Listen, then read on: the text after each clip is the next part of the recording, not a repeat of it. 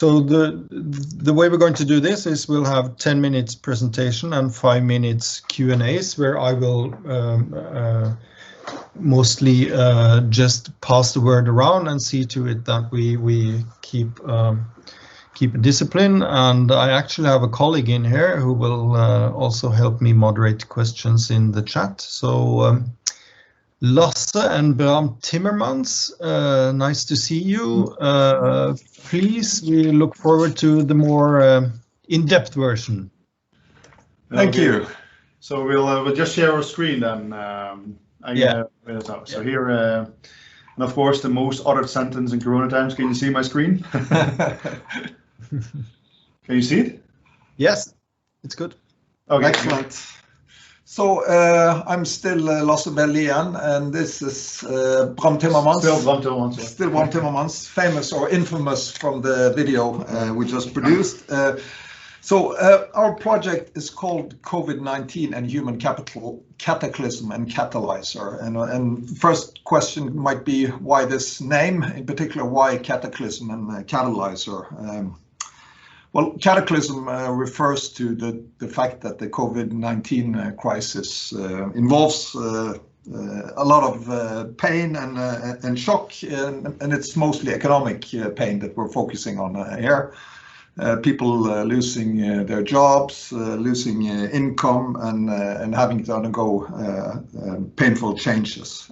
Catalyzer, well, that refers to the fact that this crisis also stimulates innovation, in particular digitalization, and it's a movement of human capital across firms and across industries. So there's a lot of change that is set in motion because of this. So that's why Catalyzer. And of course, this title is too long to pronounce, so we're calling it C4 for short.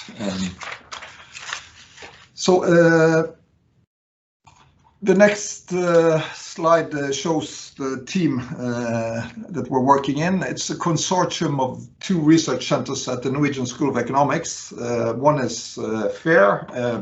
It's basically labor economists from our research center called FAIR, and it's DIG, which is a research center for digital innovation and growth, which is more based on strategy and management and areas like that. And in addition, we have 3 partners. We have Virke, which is an employer or industry confederation for trade and services. And we have the corresponding labor union, which is Handel og Kontor. So these are some of the areas of the economy that are most severely affected by the COVID-19 crisis. And also, last but not least, of course, we have Forskningsrådet. So what's the background? Well, in our view, the COVID-19 crisis is a combination of something new and something old, something familiar and something unfamiliar.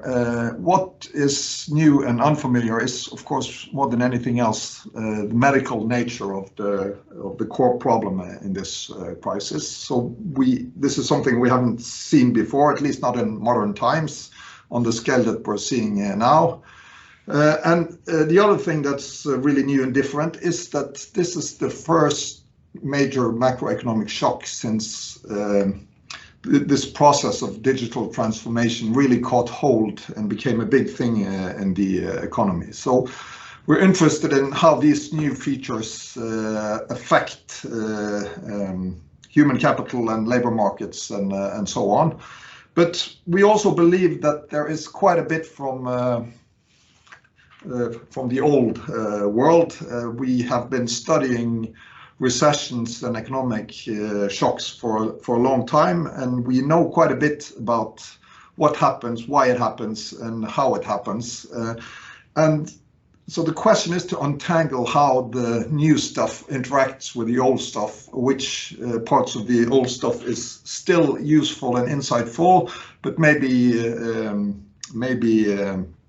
in a slightly modified shape or form, and what mechanisms are entirely new or entirely different. So that's the background. The research agenda that we have is mainly to examine the firm and labor market responses of the COVID-19 crisis and the consequences that this entails. And we have this idea that it's pretty important to understand this, to understand what happens at the firm level, because that's where the human capital and labor markets meet reality, so to speak. That's where the main decisions are made that impact individuals and impact the stock of human capital available to firms. So we understand that, of course, firms are impacted by lots of things, government policy, for example, but understanding the firm level is critical. Then we want to understand the implications of these firm decisions for how human capital evolves in firms. So, for example, how much do firms invest in developing human capital? What happens to human capital mobility? Who is laid off? Who is not laid off? Who bears which burdens, and so on. And the last question is basically about how digitalization affects and is affected by all of this, or by question 1 and 2 precisely. Well, maybe you would like to say something also. Yeah, okay. I can say. So we do this, well, like was also mentioned in the plenary session, right? We're going to rely on some of this richness that the databases already have, the Norwegian register. I have personally experience with the Danish register, so there's a lot of information that can be gathered from here. And it's, of course, great that also what Seaman just mentioned, that we actually can draw on this data much quicker than we maybe normally could have done. We're going to build this database using this register on individuals, firms, and industry, but combine this effectively with also the survey data that we're actually conducting. So the survey data will cover both firms. So we interview CEOs. We already have we started our second wave of this project. We also had a wave last year in May, where we really asked the CEOs on what kind of decisions do you have taken, what kind of human capital response, how have you reacted to some of these policies that have been implemented, etc. How have your investment changes, what is your innovative behavior, etc. We also going to, so we have done 2 and we're going to do 3 more in the next upcoming year. So we really have this ongoing data collection that provides us insights in different stages of this pandemic, and also how managers have reacted on different kind of responses. We timed it pretty well that we were on the top of the first wave and we were on the top of the second wave when we conducted the survey. I don't think we can get to the top of the third wave, but let's see what's going to happen there. We're also going to do an individual level survey, a person level survey, and that is particularly where FAIR comes in, looking on issues that have been raised, but which we probably very difficult to capture now in this register. For example, skill set, capabilities, and also how maybe digitalization really affected individuals in their behavior. And that's something that we will be conducting in the upcoming year. So, and the research team that we have gathered, I mean, we have this Digital Innovation for Growth Research Center, which is very strategy and management group. And then we have the FAIR Research Center, which many of you are familiar with, Shell Salvanes and some of his team. That, of course, is very strong labor econ perspective. So based on this, we actually have put together a very multidisciplinary team within economics and strategy. So not multidisciplinary in terms of medicine and econ, but within the econ and business field, a rather multidisciplinary team in looking at many aspects of this human capital decision, both affecting labor markets and firms. Labor markets, we're also labor market sociologists, so all this kind of dimensions actually gathered into one. So the current status, I mean, even though some of you already have access to the data, we're still waiting actually for getting access to NAF. We're not sure why it takes so long, but luckily the Frisch already have access to it, so some stuff can all be done. We hope we get access in the next coming months or so to really link the data. Luckily, we have survey data, so we don't have to wait for this.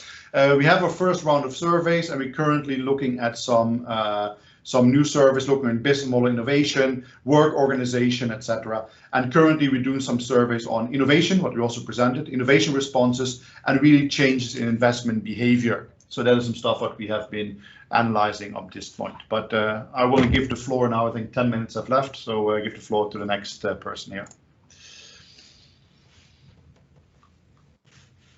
Thank you. This is Sveinung again. So let's open for questions. We have one question that's come in the chat that came in the plenary session. Can you see that yourselves? Or you want no, I cannot see the chat. I can read it. This is a question from Esperanza Diaz at UIB. Ah, okay, I can see now. Yeah, the one with migrants. Yeah, I haven't seen it. Yeah.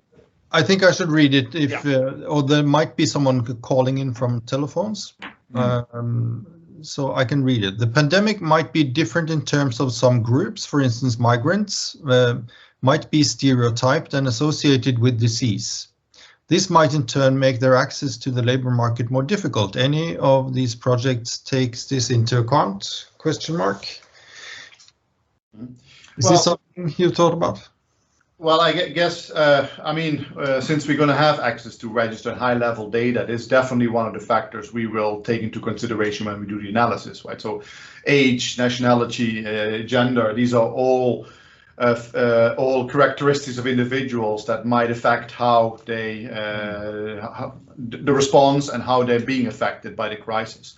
So we definitely include this. It's also very difficult not to include it in nowadays when you would like to study this phenomenon. But we do not have explicit research questions addressing this, but it will be part of this challenge on how maybe the crisis hit different kind of people differently on labor markets. So yes, we're probably going to look at the migrant question. Yeah, I know that the labor economists in our group, they are very interested in equality consequences and the distribution of burdens, and they are explicitly interested in, for example, what is there a gender bias in the consequences? Is there an age bias? Is there a bias on level of skills and ethnicity, or whether you are a permanent resident or a migrant, or all kinds of to be trying to understand all kinds of distributional consequences or fair equality consequences of the shock.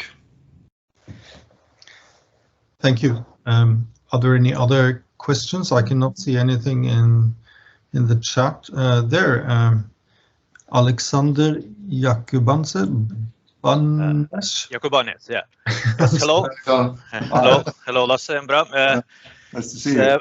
Yeah, nice to see you too. It's a very interesting project. I just had a complementary question. Do you include different characteristics of innovations, such as whether it's continuous or discontinuous innovation, or to the extent that it sort of changes purchase or usage behavior or customers or consumers, this kind of variables? Yeah, well, currently in the innovation question, I actually have a slide, but maybe can just tell it as well, right? So we make a distinction whether it's product or services, that is primarily, whether new or improved processes, whether it targets particular products or segments in the markets, and whether I have new logistics. So we try to differentiate in a type of innovation, and also the extent that I have actually engaged with this innovation. So that is a question we're going to have. In some of the upcoming, but these are questions that are mainly addressing, that are a direct response to the corona pandemic, right? So this, like I mentioned in the video, this would be this gin distillery making hand sanitizer, or Lerda Medical that very unsuccessfully produced these kind of respirator systems, right? So there's a lot of innovation questions that we already do, but also will be in the future. So one of the questions I think is very interesting we'd like to explore is of course this crowding out effect. Do we see that some innovations have not happened because there's an allocation of innovation activities on other parts? But also think, and it's an interesting point, and here you have this Lerda Medical example versus the gin manufacturer, right? The one that actually goes from gin to hand sanitizers. That's actually a much easier kind of product. It is much a lower ability to go that way.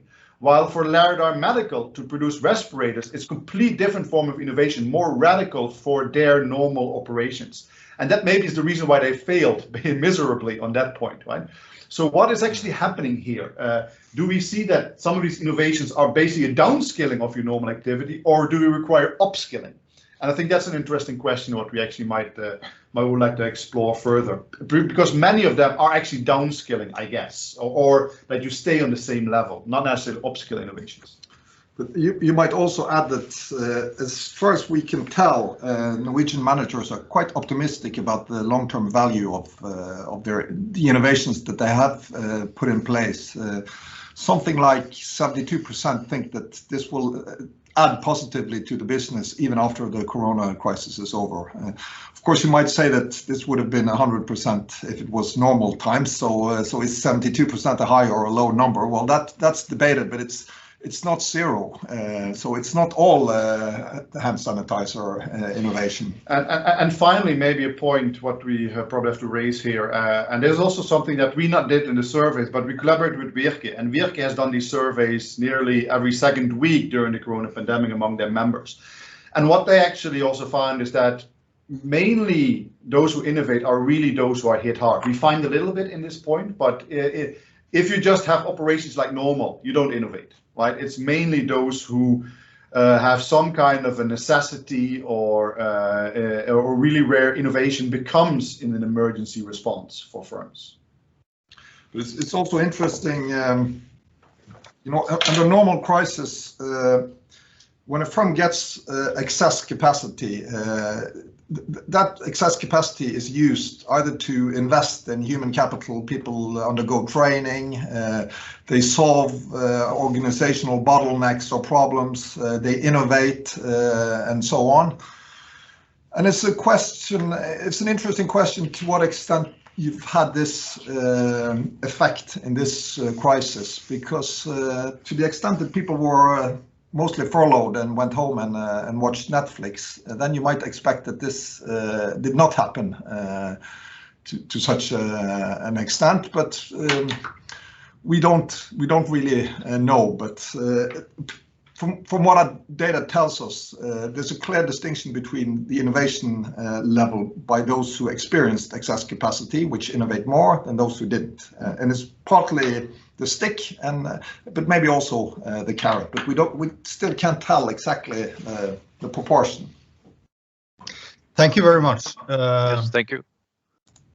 Thank you very much. I cannot see any further questions, and actually we have to move along to the next one. So thank you very much, Timmermans and Lien, for all your work. It's impressive, and we really look forward to results when you publish. So let's move to Erling Barth. Are you ready to share your presentation? We look forward to the more in-depth version. Sure. Let's see.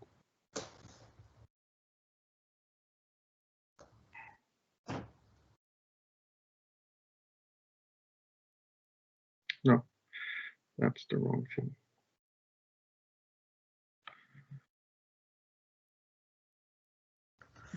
So now I'm sharing my whole screen. Is that so?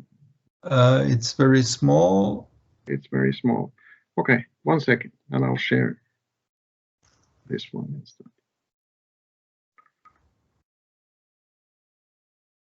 And please just raise your hands along the way, and then I'll pick that up for the questions.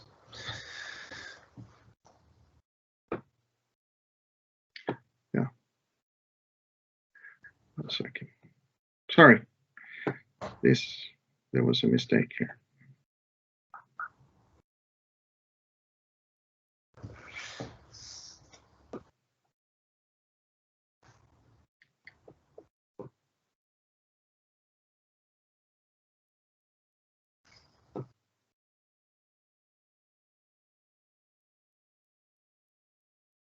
All right.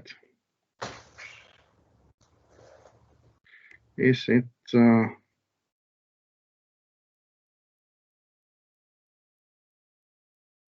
better now? No. You're not sharing now? I'm not sharing. Okay. That's fine. Am I sharing now? Yes, please. Yes, that's fine. No, that's the wrong. I'm sharing the wrong thing here.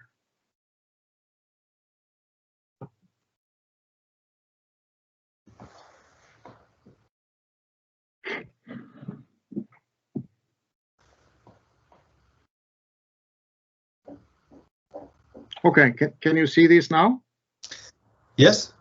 Shoots and ladders, yes. Okay, so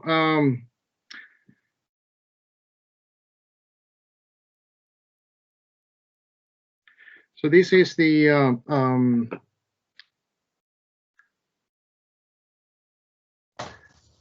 so this is a project. I'm not sharing. I'm not seeing what I'm sharing. You see. Okay.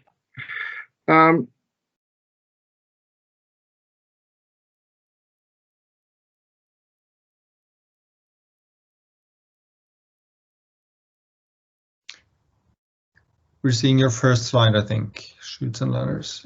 Yeah. Okay, I'm sorry. There we are.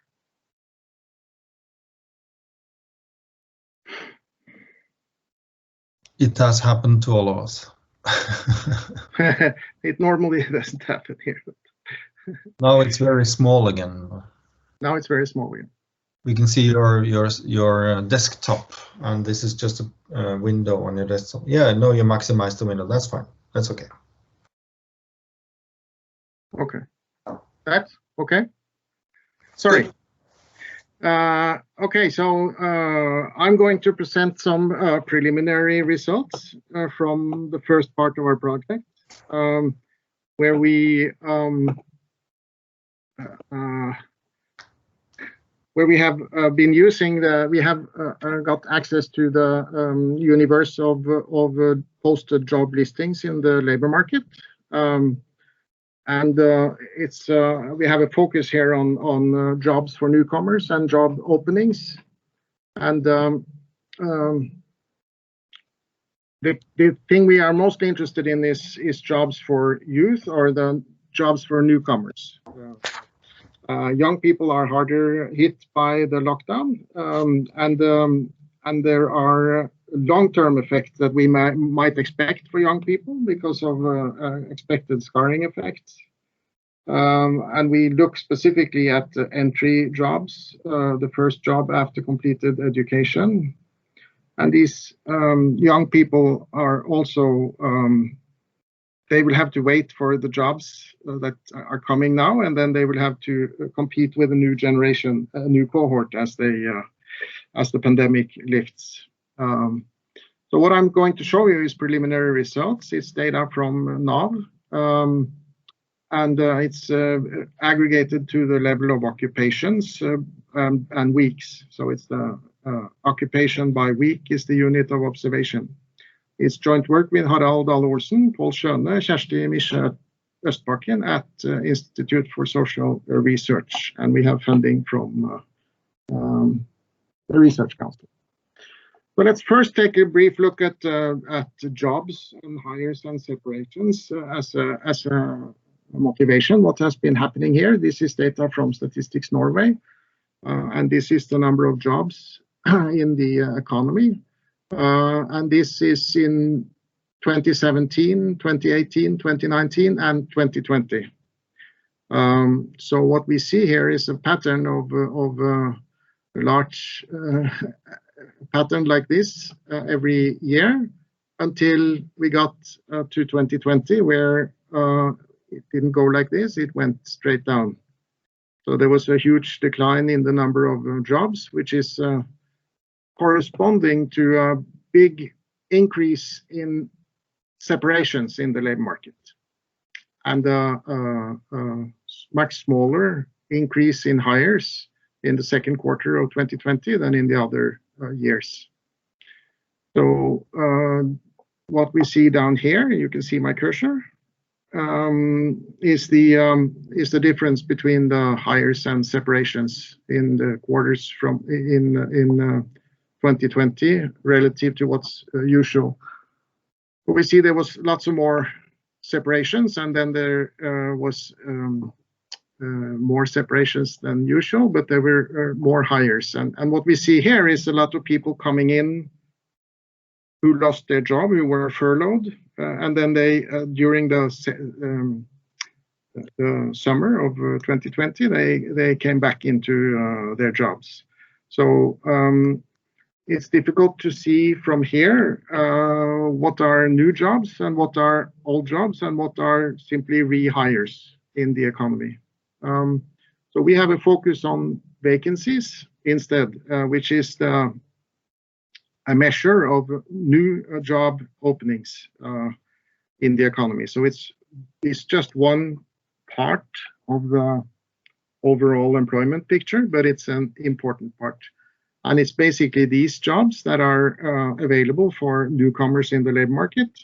And it's these jobs that are available for reallocation of labor across firms in the economy. And what I show you here is the inflow of vacancies during 2020. So we see a pattern of declining vacancies and rise again, and a decline and a rise again. And when we compare these vacancies to vacancies in the same week of 2018 and 2019, we get the following pattern. That pre-pandemic is leveled to the level of pre-pandemic, and then it declines considerably down to about 50%, and then it climbs and drops and climbs and drops and climbs and drops and climbs. That's why we call this paper Shoots and Ladders, which is a stigespill in some languages. So we tend to climb up again, and then we shoot down the slide. Now we have some recoveries here, obviously some bouncing back in the number of vacancies, but the number of vacancies are flow measures, and they don't add up. They don't fill up what's lost. So you lose a lot of vacancies here, and then you get new ones up here, but they don't compensate fully. So if you have an accumulated inflow of vacancies, 2020 looks like this, whereas the other years follow like this. So there's a clear decline in the accumulated number of vacancies during 2020.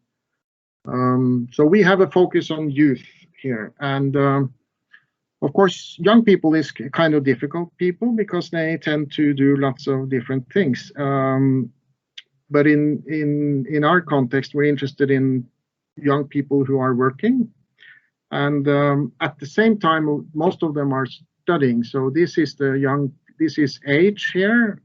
This is data from 2019. So this is before the pandemic, and we just see how this is number of students, the share of the youth population that are students by age, and then we have the share of the youth population who are employed, and this is the share of the youth population that are either employed or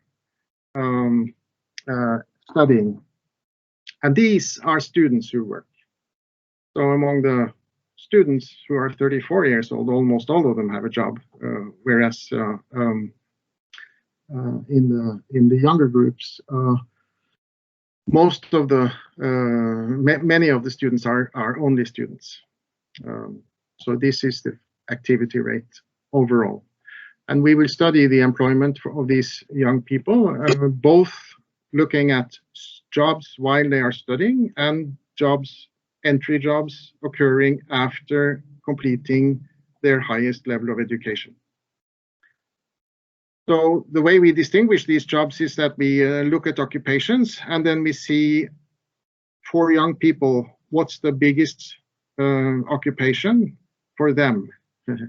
So we have the 20 biggest occupations.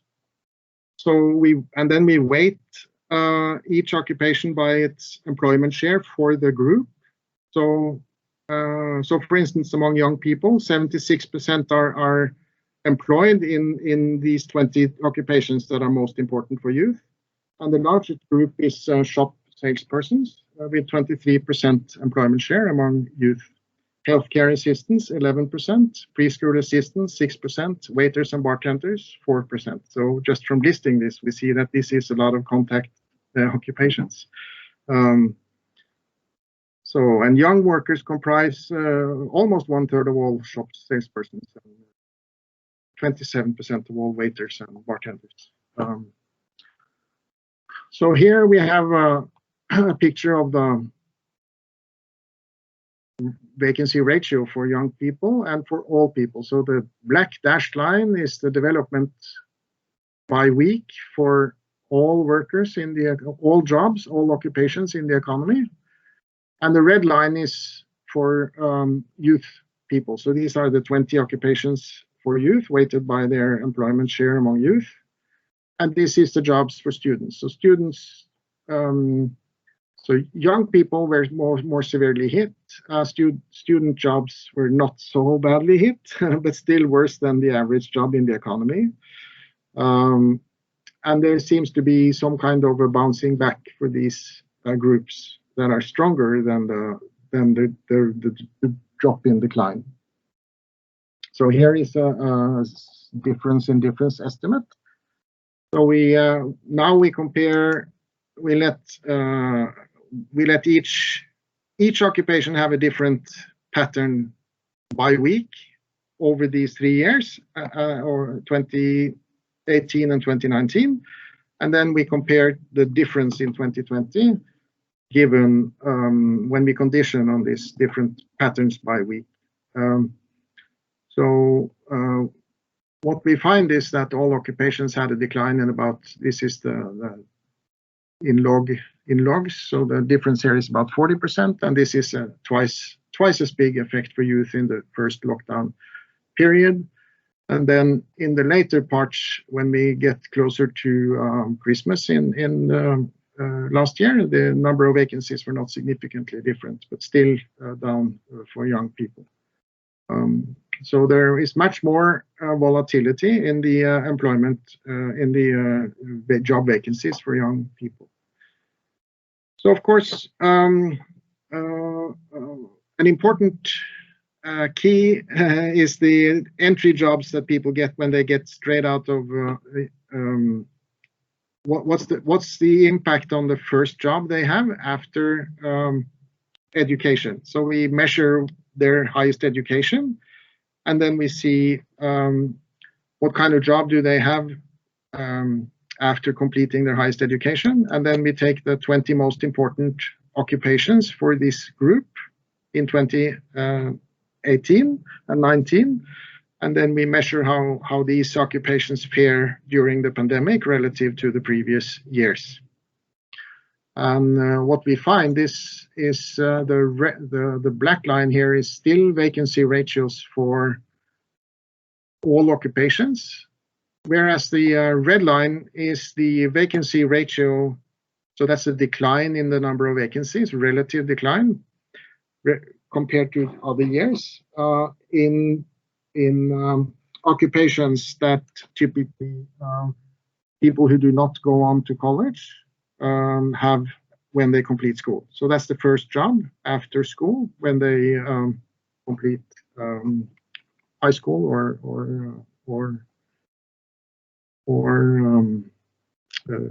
earlier upper secondary or secondary primary school. But it's the first job after their highest level of education.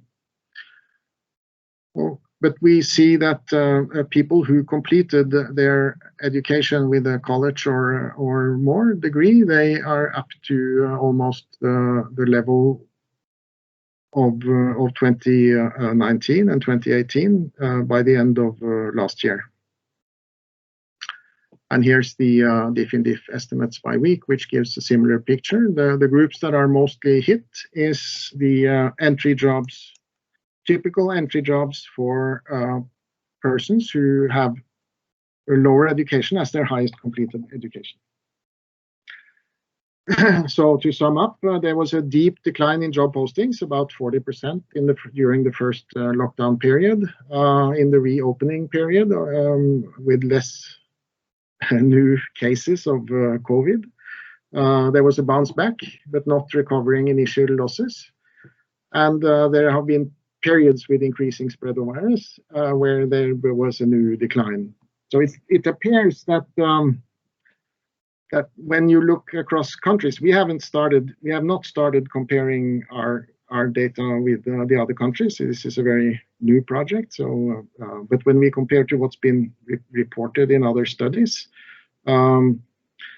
it's clear that it seems clear that what matters for the new jobs and the job vacancies is the spread of the virus more than the policies to avoid the spread. So lockdown have immediate effects on certain types of jobs, but of course the spread of the virus is the key variable. So the purpose of the lockdowns is, of course, to reduce the spread of the virus, but it's important to the trade-off is not the economic trade-off is not as some people have envisaged. Yeah, so in periods with increasing spread of virus, we've seen new declines, and the jobs for youth are hit twice as hard as all jobs, but also with a much stronger bounce back. Entry jobs for youth with lower education are the ones that are hit the most. Thank you. Thank you very much. Thank you. We have, I cannot see any questions yet in the chat, but maybe you could address, we have a couple of minutes for questions. Maybe you could also answer the question in the chat. Do you see that? And then Bram Timmermans will get the word, but we have this question from Esperanza Diaz regarding. Yeah, so we don't have a specific focus on immigrants in this project, but it's clear that the types of education that immigrants to a larger extent work in is hit more severely by the pandemic, but they may be increasing. They may be bouncing back to, but we haven't studied this particularly. Thank you. Then Bram Timmermans, please. We've just got a couple of minutes, but please. Yeah, just quick. Right? One big characteristic of this crisis, rather than others, is this high grade of furloughing that actually takes place. And since you're also studying the difference between Sweden, Denmark, and Norway, could it also be an interesting dimension to actually look at those young workers, right? Because it's, I can imagine, I mean, this is just purely hypothetical. I can imagine young workers are much harder hit by layoffs than to furloughing. So what are, and in the Danish context, you might actually think that it has another effect, right? Because their government came in and actually support workers to keep people in jobs. So is this something that you can look at? Because I do not think you see that in vacancies, because those positions are not formally vacant. They're just not being, nobody works there, but as soon as it comes in, I wonder if there's something you will particularly look at, and if it actually, or whether it's not very think, well, it's not actually interesting. We actually already observed it in the data we have. Yeah, no, I think that's an interesting question. I'm not sure if we will have a specific focus on that, but the policy differences, the potential impacts on firms' demand is relevant. I mean, our focus is on firms' demands for workers, and then who gets fired and who gets furloughed and who gets rehired and who gets hired, newly hired, is related but a different question. But I think it's I think Siemens will be doing some work on this. Is my guess, but because you look at the microdata on the persons who go in and out, whereas we have a slightly more focus on the firm's demand for different types of jobs. Thank you. I cannot see any other, so Siemens, please. Okay, so I'm gonna see if I manage to share. That is often the hardest task. Let's see. Like this, perhaps.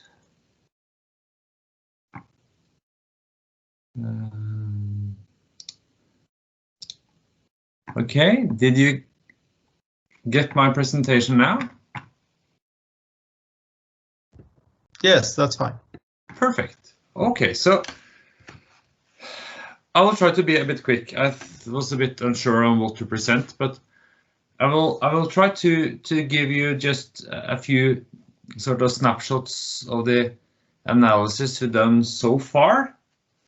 Yeah, more than saying too much about what we're gonna do, but so let's see. I mean, 1 year ago, it's more or less exactly 1 year ago since this started, and this graph illustrates sort of the increase in the number of applications of UI benefits from NAV. So this is sort of the Corona unemployment starting in March, and you see that from March 16th, when we changed the rules for furlough or temporary layoffs, where the costs for firms were reduced massively by just having a 2-day wage period.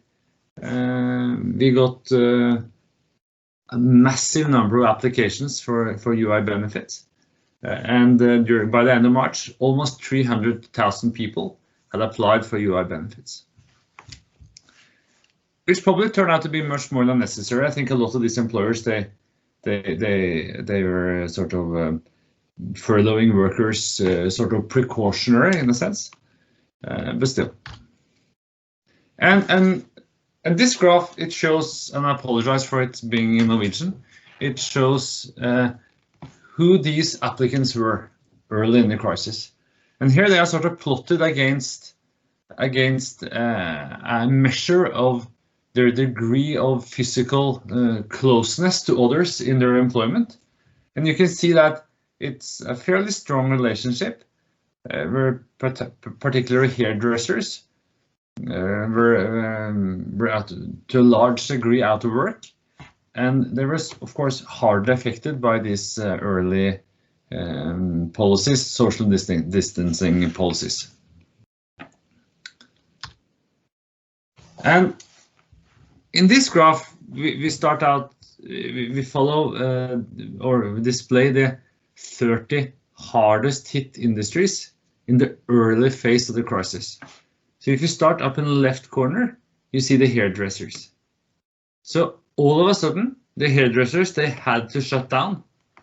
And you see their employment was reduced by around 80%. What I think is very interesting is how fast they recovered. So they recovered almost completely, not completely, but almost completely, as the ban were lifted. And you see the same for driving schools, for example, in the next panel. But you also see a lot of industries that did not recover. For example, travel agencies, so travel and tourism, restaurants, etc. So it's a massive variation across industries, and this is, and I think it's sort of interesting that it's partly driven directly by the policies, but not completely. It cannot be explained completely by the social distancing policies. This is also shown in this graph, and if we start out in the right panel, we have divided the labor market into those industries that were sort of directly affected by the policies, like hairdressers, they had to close down. Those who were indirectly affected, like restaurants, etc. And those who were unaffected. And in relative terms, unemployment rose massively in the directly affected industries, from like up to more than 60% in a very short period of time. Much more than in those who were not directly affected. However, if you turn to the left panel, it's still sort of a fact that most unemployed workers came from industries that were not affected by the social distancing policies. So even if hairdressers were affected the most workers are not hairdressers, which is obvious when you think about it. And And we see that like 2 out of 3 of those who applied for unemployment benefits in the early phase of the crisis came from industries that were formally at least unaffected by the social distancing policies.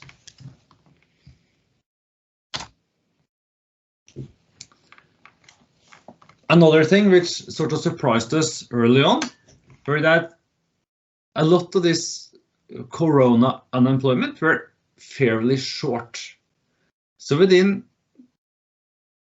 a short period of time, a lot of the unemployed workers left unemployment and returned to work. To give an example, out of 400,000 applicants, around half of them, 200,000, were back to work by the beginning of July. And another thing which I found interesting was that of the remaining unemployed workers, a lot of them were working part-time. So around half of the unemployed workers, they did actually do some work. So there was sort of, it was much, how to say, the unemployment crisis, when you look at it this way, were sort of much smaller than the impression you got out of the number 400,000 applicants. A lot of people were working part-time. Okay, as the crisis moved on from March and April, it sort of peaked to August, a lot of workers came back to work. And what also then happened, which is perhaps not surprisingly at all, was that the social gradient into unemployment got much steeper. So a lot, and this graph illustrates that. So the pool of remaining workers in week 33, remaining unemployed workers, were, to say, more negatively selected, and meaning that they consisted of people with lower earnings, much more immigrants, and with much lower education. Just to give you sort of a number, this graph shows unemployment by income decile.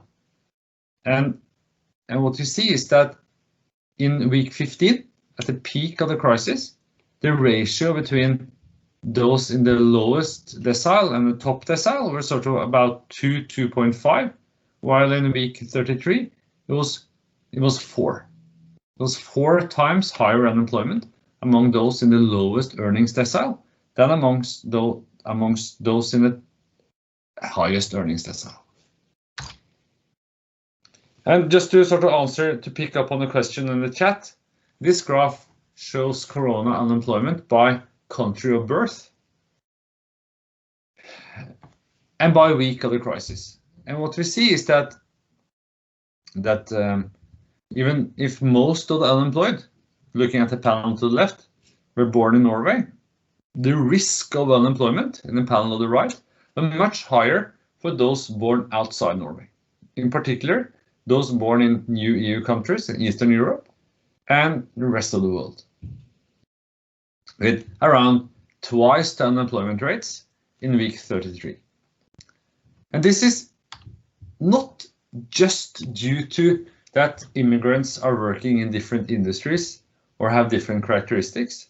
So in this regression, I have to cut it short, but in this graph, we show the results from a number of regressions, where we show that immigrants have a much higher unemployment risk, also after controlling for individual characteristics, also controlling for industry where they were employed, and also controlling for the firm. So they have higher unemployment risk also within the same firm compared to others.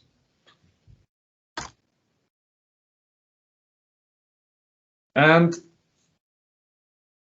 to sort of end somewhere in this, another sort of concern during this crisis is those who were unemployed already before the crisis started. And in this table, we do a simple comparison of those unemployed in February 2020. So they were unemployed before Corona came to Norway, or at least before it became a concern. And compared to those who were unemployed in February 2019. And we follow them all the way to the summer and look at what do they do in June. And it turns out that these two groups of unemployed workers, they are highly comparable. And in 2019, 31% of them, they were unemployed when the summer came. They were employed when the summer came. And in 2020, that fraction was reduced to 22%, such that it was around 1/3 lower. And we are now going to sort of extend this analysis out 2020, such that we can see how do they fare in the labor market as the economy has sort of recovered a bit. Okay, I think I end there. We are on overtime. Thank you for listening. Very interesting. Thank you very much, Simon. We'll soon stop our hour. We got a couple of minutes. Any questions? Really interesting, really results. Questions from the audience? I cannot see that. Oh, yes. Margrethe Aanesen, please. Yeah. Hi, thank you for presentation. Very interesting. I was a bit curious about these who are unemployed, and especially those who are not born in Norway. Did you also control for seniority and the typical positions they had within the firms? I think how long had they been there? Maybe the Norwegian born have longer history in the firm, and also the Norwegian born are the bosses, and then the immigrants are in lower positions. And usually they lay off not the bosses the first they do. Has this been controlled for, and you come to the same? Yeah, well, yes and no. We controlled for seniority, not for occupational codes, as far as I remember. I think so. Yeah. So yes to seniority, not for occupation. I think that yeah.